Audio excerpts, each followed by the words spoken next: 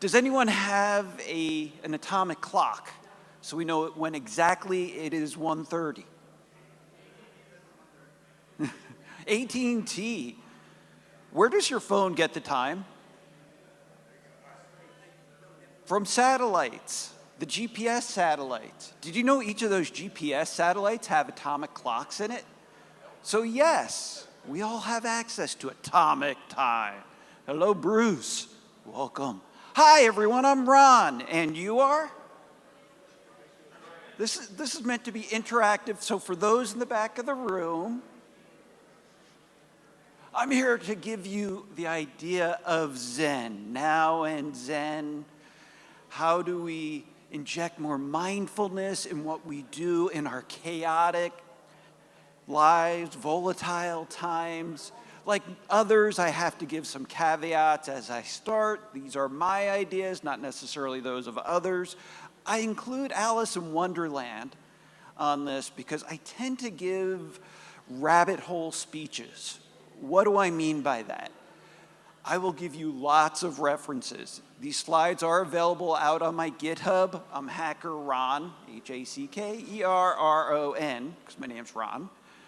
You can go check them out. It's a little older version. I'll update it. Should be pretty close. I did talk to John Johnson. The slides will be uploaded to Whova, or he's going to make them available through a Google Drive. I think that's basically. Oh, there is homework. So I'm also a university professor, and I warn students, when they graduate, they're like, oh, yay, no more homework. I say that to cybersecurity professionals, and they always laugh. It's like, yes, homework begins after you graduate. So please remind your students of that. We have another professor in the room. We're always having to be learning. I'll go through that. For those who want to know who I am, anyone Google stalk me yet? I actually encourage folks to do it. I maintain an open profile. A little bit of my claim to fame, I have done a TED Talk. Do we have any other hackers in the room? What is a hacker? Who are hackers? For me, a hacker is just someone who comes up with creative solutions to problems, often associated with technology. Not necessarily a bad thing. So I'm a hacker looking for other hackers. Look me up. This isn't about me. What we're doing here today is learning how to inject Zen principles into what we do with AI, with information security. Has anyone read Ira Winkler's book, Zen and the Art of Information Security? Published, Bruce did it right up here. So Ira Winkler will be speaking a little later today. He and I go way back, so if you haven't, this is a play off of that idea, which actually comes from Zen and the Art of Motorcycle Maintenance. Someone took a ride and learned how to better embrace life. From Stephen Covey, leadership. We just heard great talk from Adam Campbell about leadership. Anyone familiar with Stephen Covey's 7 principles? And if you're not raising your hand, I already warned. So for those folks walking in, I've already warned others that there is homework. Look it up. Reason why? Well, first of all, be proactive. If you are not proactive in this industry, you will be run over. I've been talking to folks about AI, actually talking to a large construction firm a couple months ago, and their CTO said, yeah, we're not doing any AI. Dude, it's already here. Anyone Google anything today? Look at the response. It is using Gemini. AI is here. You can try to run, you cannot hide. So be proactive. Habit 2, begin with the end in mind. Have any of you worked with a business leader who is telling you we need to start using AI? And you ask, why? What problem are we solving with AI? AI should be here to meet an end. Oh, well, the problem is we're not using AI. Again, I'm like, what? What is the use case I want to write a better email. I need to create a presentation. I need to look through a lot of different reports, and I want a summary. So keep asking that why. Why are we using AI? And if they can't give you a definitive answer, maybe AI is not the best tool for it. You want to find the best tool for the job. But first things first is habit 3, win-win. So often in cybersecurity, we are the office of no. Can we do that? No. Why? Because then we won't be compliant. And again, is there a way? Maybe we can put in enough compensating controls. So these are kind of my Zen principles around cybersecurity and AI. Let's see, habit 5, seek first to understand and then be understood. How many ears do I have? This is interactive, you can tell me.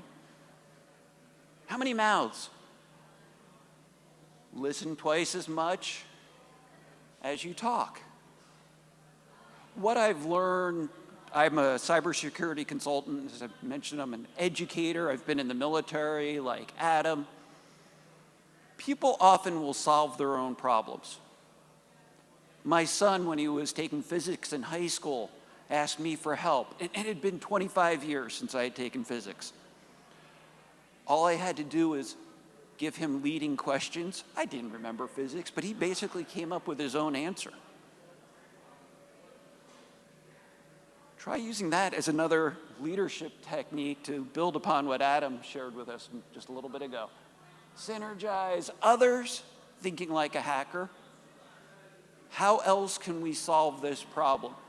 Who here uses the command prompt or PowerShell, whether it's in Windows or Linux? I mean, a lot of us, we grew up with it. Consider how you can solve the problem. The GUI's not working. Okay, what are other ways we can do this? In computers, there's always many different ways to solve the problem. From Zen, balancing priorities, I had an impromptu conversation about GRC a little bit ago, a common challenge we see for CISOs. Yeah, I only have time to get X done, and you need me to patch all of these other vulnerabilities. What's most important? So that's kind of like a Zen thing. How do we balance? How do we balance the power of AI against the risks of AI? A lot of it is understanding, well, what are those risks? Why is it that important? I love using, do any of you use the 5 whys to root cause analysis? Anyone not familiar with the 5 whys? And if you're not, it's okay. We're here to learn, to teach. Okay, why are you not familiar with the 5 whys? So you just keep asking why 5 times to really dive into the core.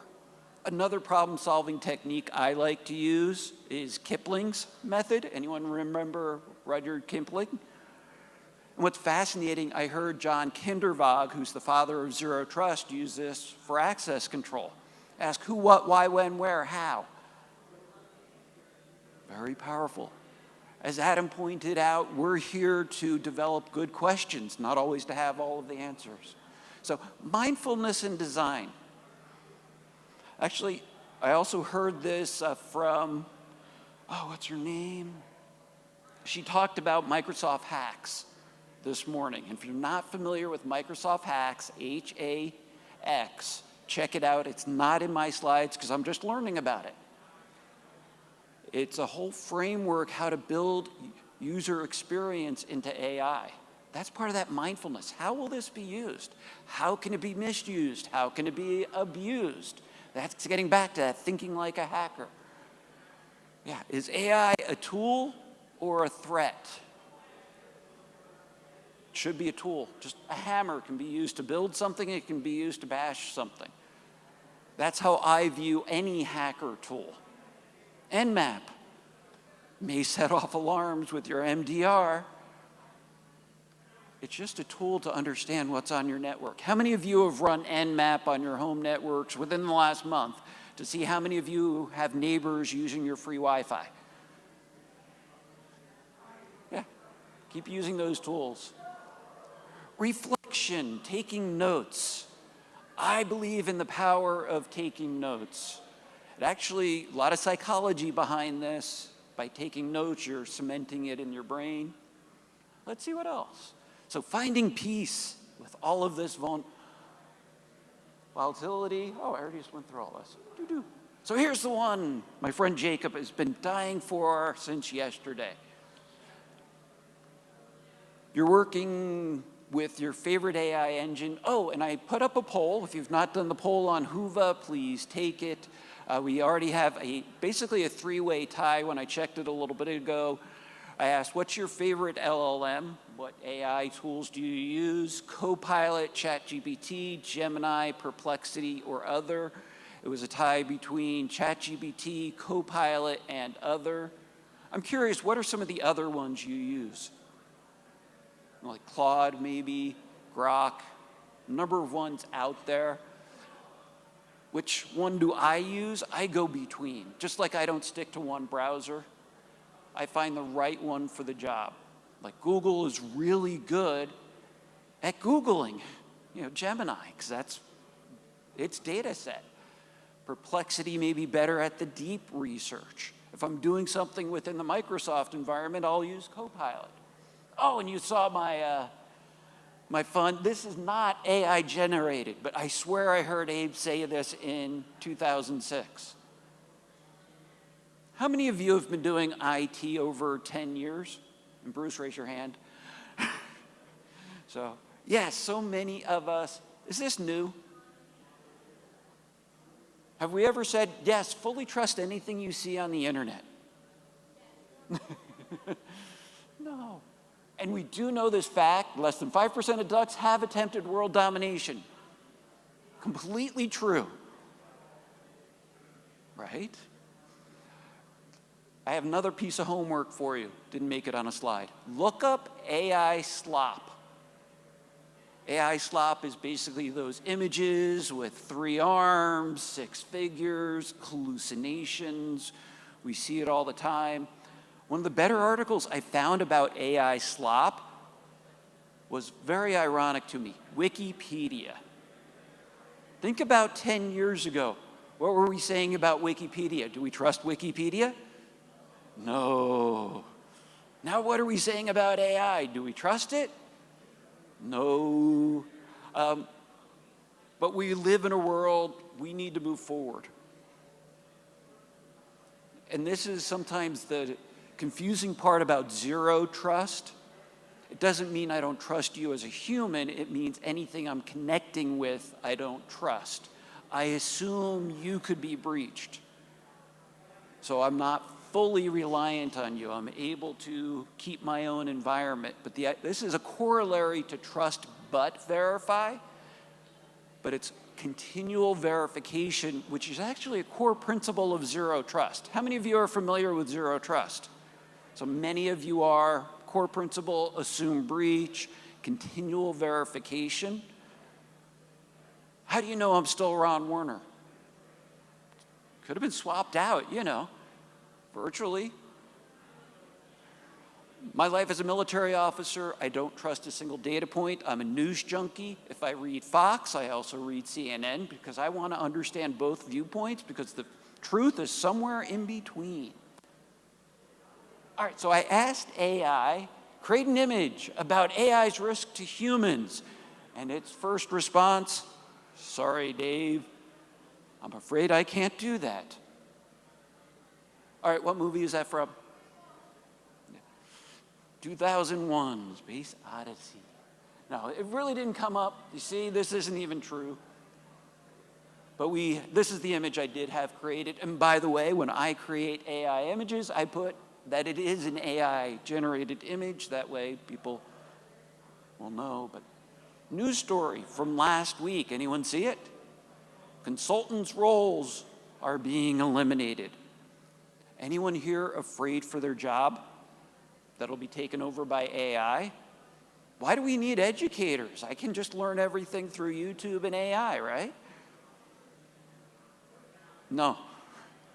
So the company I work for, Forrester, we actually do a lot of research, and we have research saying AI is not going to be replacing humans, it's going to be augmenting, but the humans need to adapt. I had a friend 10, 15 years ago, had a manifesto about the cloud, and he was convinced that the cloud was going to take away all IT jobs. We won't need an IT staff because everything's going to be in the cloud. Was he right? No. I get a feeling of deja vu with AI. But I do encourage you, keep learning about it. I had a friend, just as ChatGPT was getting popular about 2.5, 3 years ago, oh, I'm not going near it. We need to be like firefighters, run towards the danger, learn about it safely, and we'll talk about techniques to do that.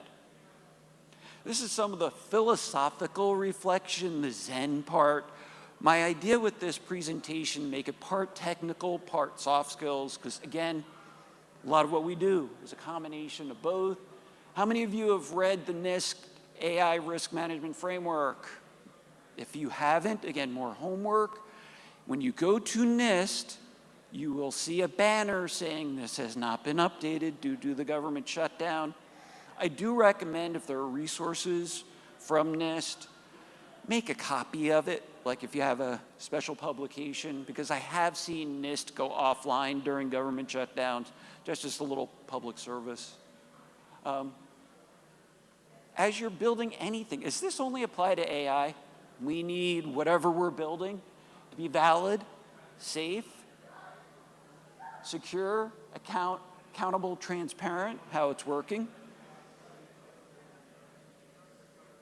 There was a session earlier today, I didn't attend it, about building AI policies. I actually worked with a very large firm. Their AI policy was like 3 sentences. Why? They didn't need a big one because their policies were already written like this, generally enough that they also apply to AI. About shadow AI. Can you just use your own personal ChatGPT to do work? No. Just like you shouldn't be using personal accounts to do work. It's the same rule, right? That's what we need to think about. Other questions, and I'm going to zip through these. What does it mean to trust? Some folks get so scared by AI. But we have our attorney in the room. Great to see you, Paul. And I'm going to ask the rest of the crowd, what's the most common phrase for an attorney? It depends. Is that true? Oh, you're supposed to say it depends. Sorry. We've built rapport, so thank you for playing along, Paul. Yeah, a lot of what I use AI for, it's pretty low-risk stuff. If I am using it to help me at work, and we do have separate co-pilot, and I do have work sanctioned, if I'm not getting the answer I want, I will use outside. Shh, don't tell my work. But I will use it, but I won't contain anything sensitive about my organization or any of our clients. It'll usually be, I'm creating a presentation about. So this way, when someone is watching what I did, they won't care. It won't have anything sensitive, and if what I'm doing is used to train something else, nothing accidental will be disclosed. So understanding what can go wrong. We still need the human involvement. All right, let me keep moving forward. Yeah, keep learning. That's all that. I also asked, as I built this, what are the fundamentals? I'm big about fundamentals. People will ask, what do you do? I'm in cybersecurity. Oh, that's also brand new. No, not really. We live in a world of what we call cybersecurity Groundhog Day, because a lot of the fundamentals we're talking about now are still the same things we've been talking about for many years. Bruce, did I ask you just to shake your head up and down like that right now? No. So if you don't believe me, because trust and verify, so you don't have to believe anything I say. That's why I have Bruce sitting up here, and he's nodding emphatically at what I say, so you can, you know, if you don't believe me, believe Bruce. He's also a graybeard. So, things you need to learn. What do I need to learn to be good in cybersecurity? Here you go. Computer science, math, all that techie stuff, but you do need to have soft skills as well. Design principles, zero trust. And then I asked, what do you need for AI? Do we have any coders in the room? Software developers, one, woo. So if you have questions, go ask him in the end, in the back of the room. Understanding software development lifecycle, coding best practices with vibe coding. Anyone try vibe coding where anyone just put in help me create a program? Boom. Are you following sound principles? How do you know that code doesn't have a backdoor in it? Or isn't calling a subroutine or procedure call? Algorithms, prompt engineering. Another question for y'all. How many of you have actually had formal training in AI or prompt engineering? Again, one person in the room. I asked this last week, same. Okay, so now we're all supposed to know how to use AI without ever being taught how to use AI. So now we're all stuck going to AI, asking AI, how do I learn to use you? No wonder we're all confused. And I actually went and I looked up terms about AI. Again, not on this slide deck, I have other slide decks, but I asked, you know, about agentic AI, Gen AI, RAG, MCP. Did you know there's really no good definitions? And if you say, why don't you just look up the definitions using AI, again, that's just circular logic to me. I like to have my authoritative source, understanding those definitions. So since so few of you have been actually trained in prompt engineering, let's go through some fundamentals. I'm going to equate this back to humans. What's the weather?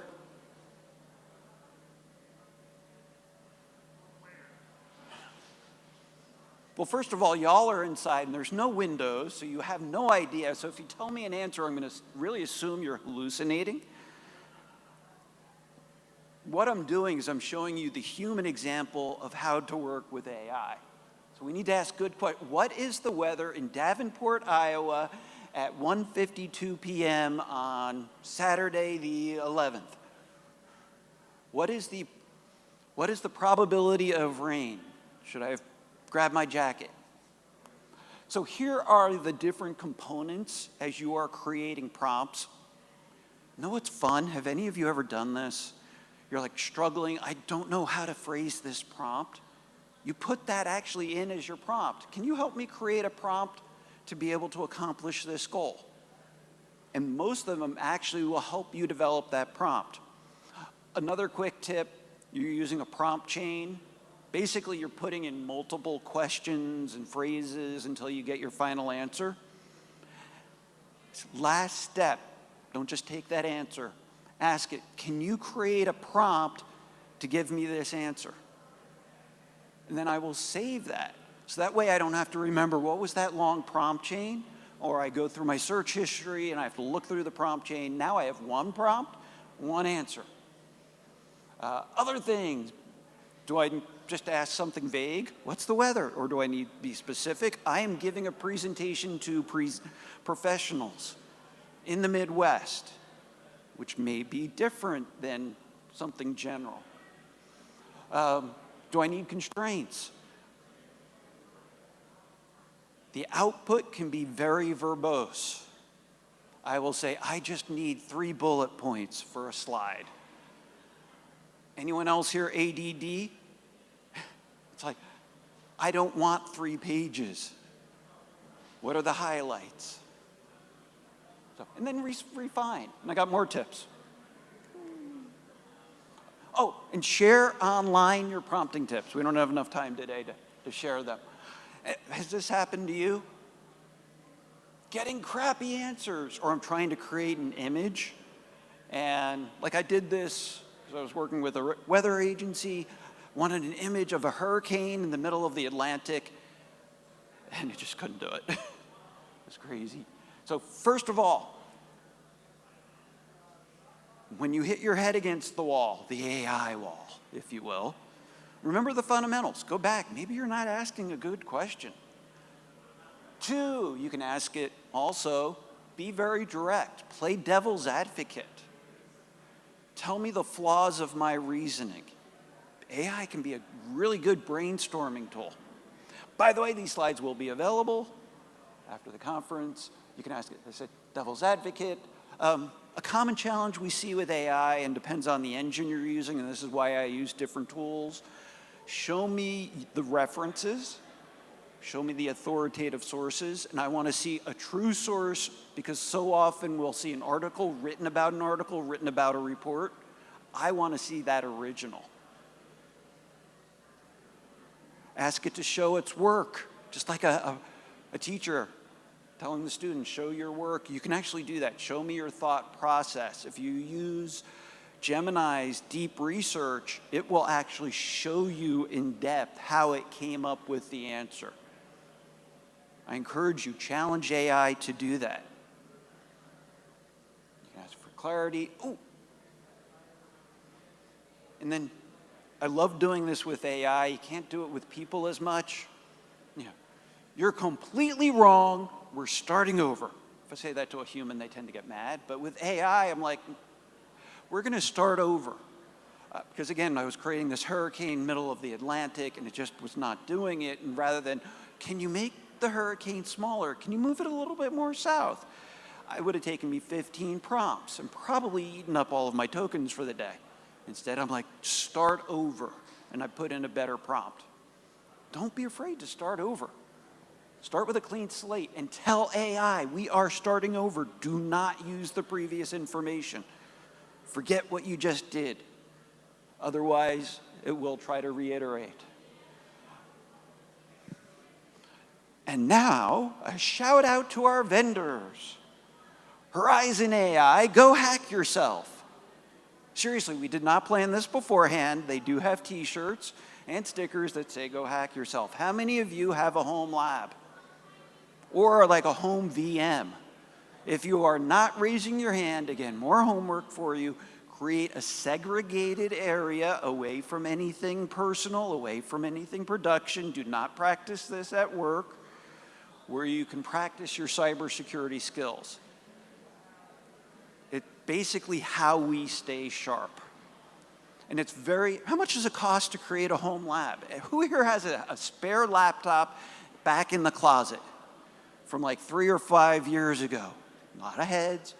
Take it out, load Linux on it. And you can practice right there. That way you're not accidentally breaking something. So create your home lab. This gives you, but what if I break it? That is one of the best ways to learn. But you got to make sure you're only breaking something that is yours. Don't break something else, someone else's. Ask questions. Again, you can go back to AI. Again, how many of you have been doing IT for over 10 years? Okay, and if you're not raising your hand, look at someone with their hand raised. How many of you with your hand raised like it when someone junior, less experienced, comes up to you and asks a question?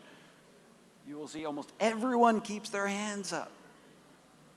Or even those of us with gray beards, I love, bouncing ideas off of my friends. Asking questions doesn't make us look weak. They actually make us stronger.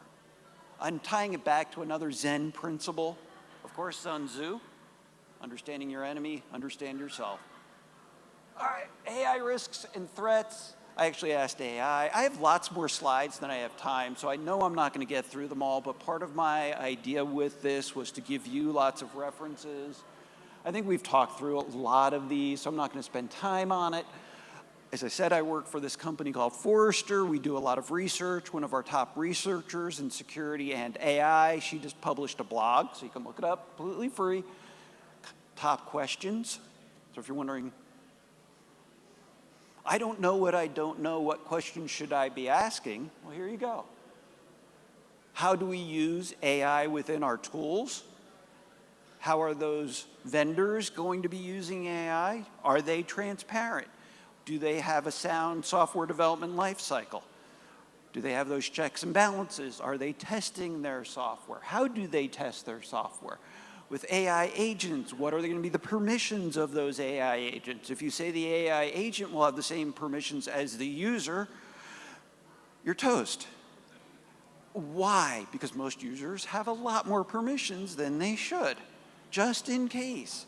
And then you wonder, why does that AI, agentic AI, now have access to our most sensitive database? Is because one of the folks had access to the most sensitive database. So let's see. And then the hype. We still see a lot of hype. Who is familiar with MITRE ATT&CK framework? Before I talk about Atlas, MITRE ATT&CK, ATT&CK, which is more for enterprise threats. This one is Atlas, which is their AI equivalent. MITRE, very well known, respected. If you have not seen MITRE Atlas, sorry, more homework. I told you this rabbit hole. Because this will eat up an afternoon. I don't have it pulled up. I'm not on the internet because I don't want anything to hack me. But each of these you can click into and dive into how this could occur and how to protect against it. This is basically the cyber kill chain. Everything from reconnaissance, resources, gaining that initial foothold, access, how do I execute, how do I stay there with persistence, how do I become higher with permissions, how do I evade any of your detection capabilities, how do I collect other information, how do I attack, exfiltration of data. Hang out, check it out. Open source intelligence, OSINT, huge. I didn't get to see the session earlier about phishing in AI, but this is what I envision will happen, is I can say, okay, please create a spear phishing email for Adam. I'm gonna pick my Adam now, Adam Campbell. Here is his social media. I'll just give like the LinkedIn so I don't attack the wrong Adam Campbell, Create a customized, find his military email, create a very customized based on social media that will go to my malicious link or create a malicious payload. And as we learned earlier, people get in a hurry and Adam's gonna think, oh, here's an email. It's all about me, so it's gotta be true. So just using these tools. How many of you have cyber-stalked yourself on AI? What does AI know about me? It gets scary really quick, by the way. How about these other tools? How are the salespeople using AI to get our names? Hunter, Harvester. And these are tools available for anyone. There's also Ultimate OSINT Collection if you're not familiar with it. Again, these resources will be available. It's one I pulled not too long ago. For those who want to get more technical, there's the Adversarial Robustness Toolbox, which gets into how you can create your own training environment with the data, your own LLM, and practice. This is a great idea and why I put early on, you create your own home lab. This comes from their GitHub. You can dive into their GitHub. They have attacks, defenses, how to create metrics.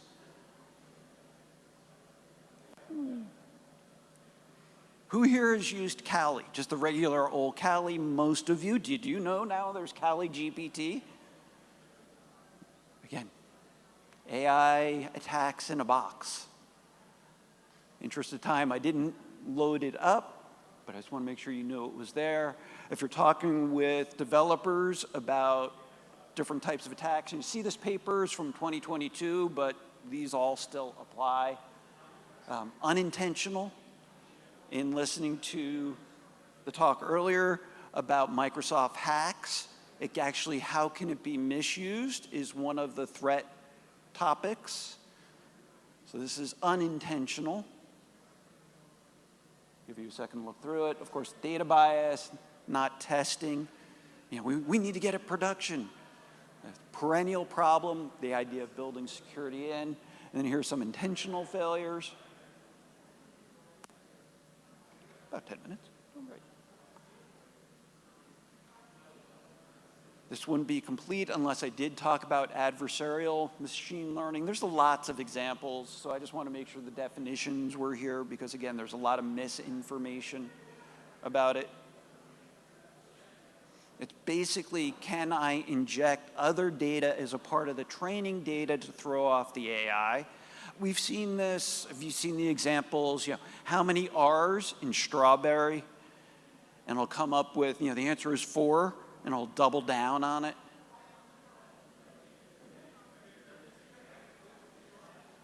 There have been a couple of talks about deepfakes. Anyone know this guy here, Perry Carpenter? Oh, y'all got to go get to know Perry. Former Gartner analyst, now with KnowBe4, very humble gentleman, super smart, written books on cybersecurity culture, cybersecurity awareness. Here he is with Taylor Swift at an AI conference. Okay, maybe not. Did I mention he's written books and does videos about deepfake? Seriously, that's his book. I've read it, I endorse it, I like it. He's got a YouTube channel. Check him out. So what can you do? We want to make sure these sessions are very actionable, and I've already given you a lot of things you should be looking into. First of all, keep learning. Reason why I love to teach and I love doing this is because I love learning. And in doing this, I'm learning. And I'm learning from you, and it's very symbiotic. Build security in. I actually have slides on some of these. Threat modeling. Include security as you are developing and as you are looking, how will this be used? What we are seeing now with shadow AI, as people are building their own agents on their own, and this can be just someone in the business creates something with a process and they've built their own agentic AI without even thinking about it, and all of a sudden, half of that division is now using it because it's solved a problem. And then security comes in and says, you need to stop. And the business goes,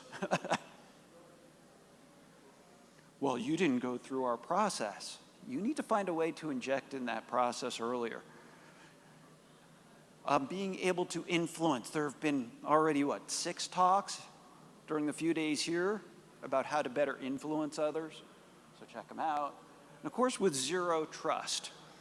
Now, I have a whole other talk about zero trust and AI. Zero trust has 5 pillars. You have the identity, sometimes known as user. You have device, endpoint. You have the network. How do you get data from one point to the other? You have workload, applications, operating systems. And then you have data. Now, in the Forrester model, again, I'm just a little biased, but I do like this part. Data is in the middle. They are not pillars. Why? What are we protecting? Data. So use all of these layers. So a little more specifically, first of all, we need to get out and play. It's a beautiful day. Go touch some grass. Now this gets back to create your own home lab. Other skills, make sure you know the fundamentals. What are specific threats? We showed you some of them with the MITRE Atlas framework. Development, data handling. Data handling, like Bruce said on Thursday, starts with what? Governance. Where is your data? What is it doing? Have you categorized it? How do you know it's sensitive?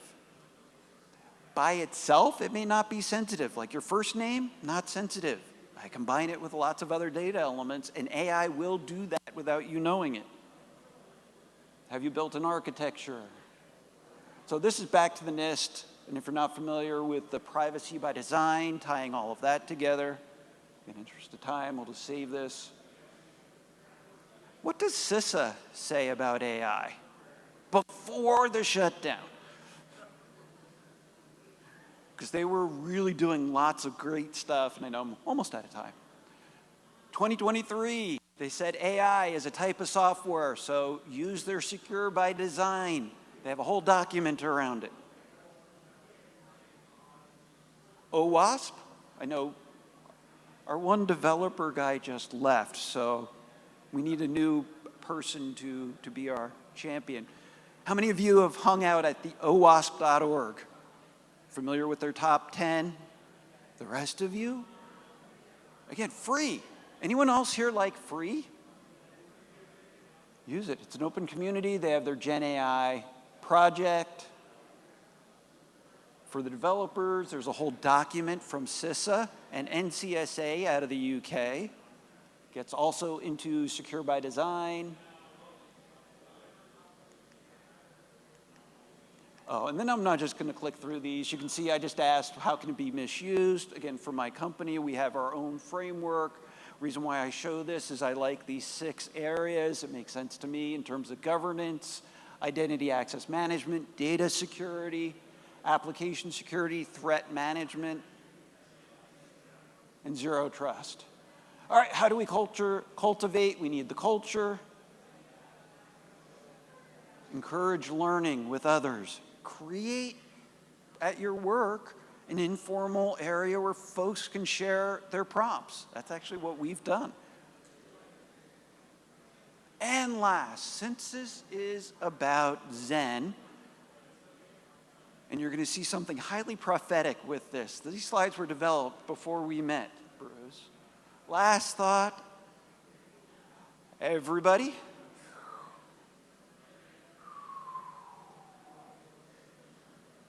Don't forget to breathe. Our brains like oxygen. So, one thing John asked with our slide deck, RSAC does the same thing. You now have more action items, so grab this slide deck, find some of these resources, review them, study them, learn about them. And now, set a count. This is one thing I have not seen in anyone else's action slide. Set a calendar reminder for 1 month. Why? Because in a month, go back through. Everyone's slide says do it now, and then they have one, do it again in a month. But it's like, how do I remember what to do in a month? I live and die by my calendar. So set reminders for yourself. So share this with others. Share what you are learning. And of course, I need an AI image of my superhero. I think we got 1 minute for questions. Any questions? Do, do, do, do, do, do, do. Yes?